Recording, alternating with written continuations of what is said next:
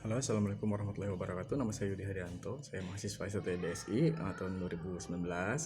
Pada kesempatan kali ini saya akan sedikit memberikan presentasi tentang bagaimana tata cara presentasi yang efektif, baik, dan benar. Untuk memenuhi tugas mata kuliah kecakapan antarpersonal dengan dosen Ibu Reni Resi. Baik, bagaimana sih presentasi yang baik dan benar itu, dan kenapa ini sangat penting? Nah, karena kita ini sebagai seorang mahasiswa teknik informatika, kita harus bisa memastikan agar orang lain atau audiens mampu uh, mampu menangkap segala ide, pesan, atau gagasan kita dengan baik.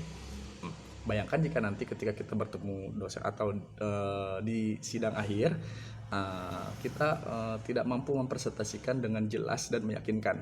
Tentu saja audiens atau dosen itu akan kebingungan dengan apa yang kita bicarakan. Nah, pada kesempatan kali ini saya akan menjelaskan bagaimana tata cara presentasi yang baik dan benar, dan hal-hal apa saja sih yang harus diperhatikan. Saya akan membagi menjadi 2 poin, yaitu yang harus dihindari ketika presentasi dan yang disarankan ketika presentasi. Oke, baik. Yang pertama, yang harus dihindari itu bahasa selengean. Mungkin ini bahasa selengean ini atau yang istilah-istilah tidak umum yang hanya dimengerti oleh beberapa kalangan saja. Contoh begini. Halo guys, ngemeng-ngemeng nih kalian nih tadi cabut dari rumah jam berapa? Nah, bahasa-bahasa selengean itu yang dihindari ketika presentasi, karena bahasa ngemeng-ngemeng, jam brokap, cabut itu bahasa yang tidak umum digunakan. Nah ya, contoh. Yang kedua, hindari gestur tubuh yang loyo. Contoh beginilah, ketika saya presentasi dengan tegap seperti ini, halo hadirin, bagaimana kabar Anda hari ini? Nah, bagaimana ketika saya melakukan presentasi dengan cara seperti ini? Ya, halo para pemirsa, bagaimana kabar kalian hari ini? Tidak enak dilihat, betul ya. Nah, itu yang kedua, jadi hindari gestur tubuh yang loyo. Oke, baik. Yang ketiga, jangan bertele-tele atau menggunakan cerita yang berlebihan, apalagi tidak ada korelasinya dengan presentasi yang kita jelaskan. Contoh, jadi hadirin sekalian, presentasi itu harus singkat, padat, dan jelas. Jangan kayak tukang somai di pinggir rumah saya nih. Kemarin harganya 5.000, sekarang harganya 10.000. Mungkin itu tidak ada korelasinya. Jadi hindari hal yang bertele-tele dan cerita yang tidak ada korelasinya dengan presentasi. Baik, itu yang ketiga. Yang keempat, jangan terburu-buru atau bergumam atau bersenandung yang sehingga pendengar sulit mengerti apa yang kita sampaikan. Contoh, ketika saya membuat aplikasi berbasis ini menggunakan frame Laravel, menggunakan Bootstrap, Javascript, dan menggunakan sebesar Rp900.000. Mengerti tidak?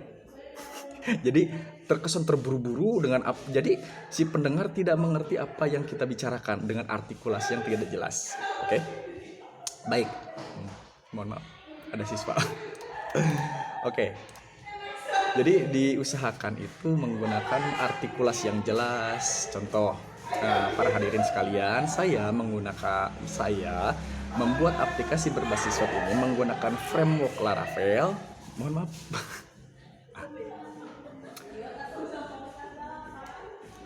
Oke, baik. Contohnya begini. Ketika saya membuat aplikasi berbasis web ini, saya menggunakan framework Laravel, Bootstrap, dan vanilla JavaScript dengan menghabiskan biaya sekitar Rp999.000. Ya. Lalu kemudian yang kelima adalah hindari membelakangi pendengar. Ketika saya berhadapan dengan audiens seperti ini, justru lebih ideal daripada ketika saya ya, baik hadirin para pemirsa, seperti ini tidak terkesannya kurang percaya diri begitu ya. Nah, itu mungkin hal-hal yang harus dihindari. Nah, sekarang yang poin yang kedua adalah hal-hal yang disarankan ketika kita melakukan presentasi. Yang pertama, disarankan menggunakan bahasa yang baik dan benar untuk memastikan bahwa pendengar itu menyerap informasi yang kita sampaikan. Ya, contoh. Selamat siang hadirin yang terhormat. Kali ini saya akan mempresentasikan tentang bagaimana tata cara presentasi yang baik dan benar.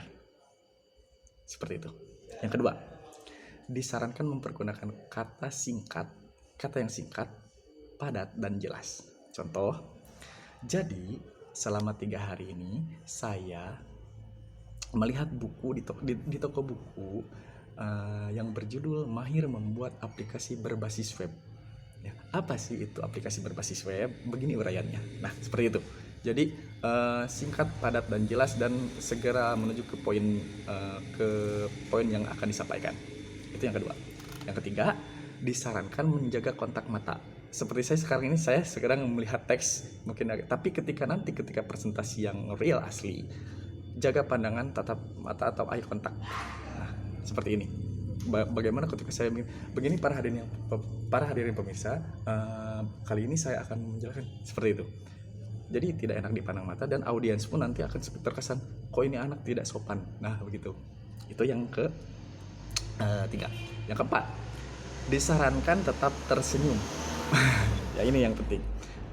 Ini membuat pendengar atau audiens itu lebih rileks dan lebih mengerti, dan terkesannya lebih rileks aja ketika mendengar penjelasan kita. Yang kelima, disarankan menggunakan tangan sebagai media komunikasi atau sebagai penekanan.